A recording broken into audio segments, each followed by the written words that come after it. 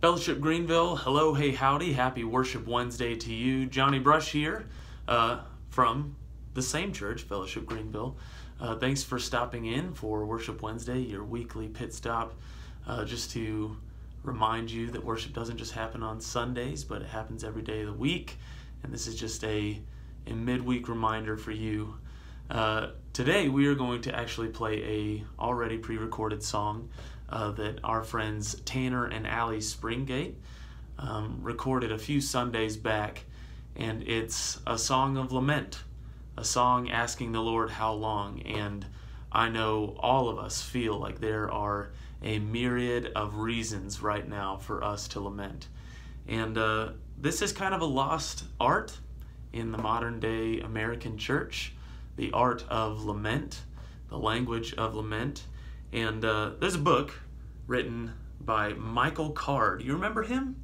Great guy, great musician, wrote some wonderful songs back in the 90s, early 2000s. And the book is called A Sacred Sorrow, and it's really an incredible book that reminds us of what it means to lament and the incredible value that lament has and the essential nature that this has all throughout Scripture and in the life of the believer. And I'd just like to read a few portions of it. He writes, depending on which commentary you pick up, you'll read that from 1/3 to over 1/2 of the Psalms are laments. With the exception of one psalm, which is Psalm 88, each lament turns eventually to praise, revealing an important truth that has been lost. Lament is one of the most direct paths to the true praise we know we have lost. In fact, lament is not a path to worship, but the path of worship. That's interesting. And then he writes this about Jesus. He says, Jesus understood that lament was the only true response of faith to the brokenness and fallenness of the world. Aren't we experiencing that right now? It provides the only trustworthy bridge to God across the deep, seismic quaking of our lives. His life reveals that those who are truly intimate with the Father know they can pour out any hurt, disappointment, temptation, or even anger with which they are struggling. Jesus' own life is an invitation to enter through the door of lament. And then he offers this. He says, one warning, after we pass through that door, nothing can ever remain the same. I think that's really powerful. So as we sing this song of lament, just a reminder of how we define that. It's kind of a simple definition. It's an honest confession of our own brokenness and a confession and admittance of the brokenness of the world. And we should not be embarrassed to come to the Lord with that. We can come to Him with honest emotion about it, anger and complaint and frustration, and asking the honest questions that we feel in our spirit sometimes, that even David asks in a lot of the Psalms. How long, O Lord? How long do we have to wait before you actually do something? It feels like you're asleep sometimes.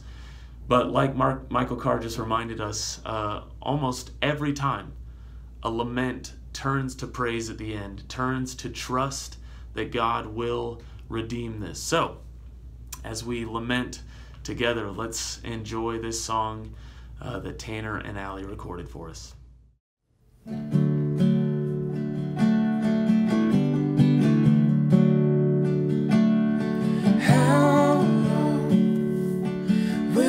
Turn your face away. How long do you hear us when we pray? On and on, still we walk this building way. How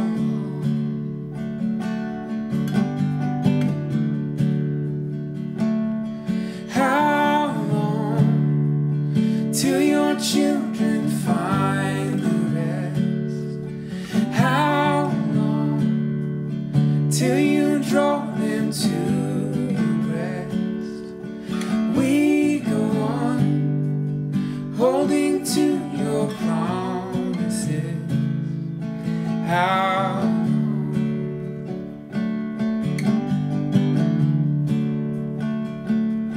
till you wipe away the tears from every eye, till we see our home descending from sky?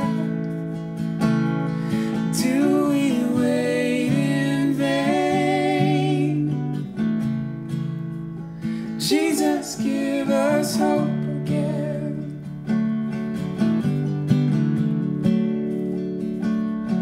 How long till your word will still the storms? How long till you bear your mighty arm?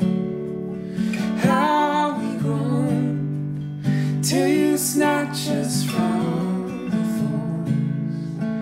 How long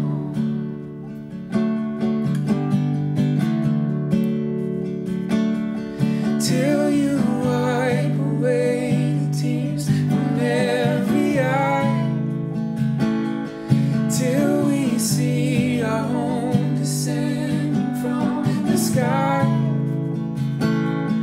Do we wait in vain? Jesus, give us hope again.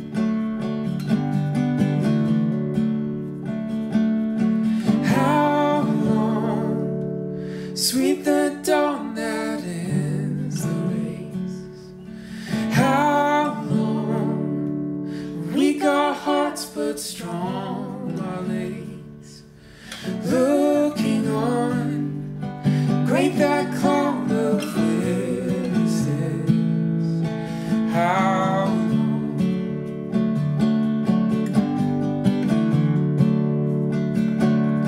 till you wipe away the tears from every eye?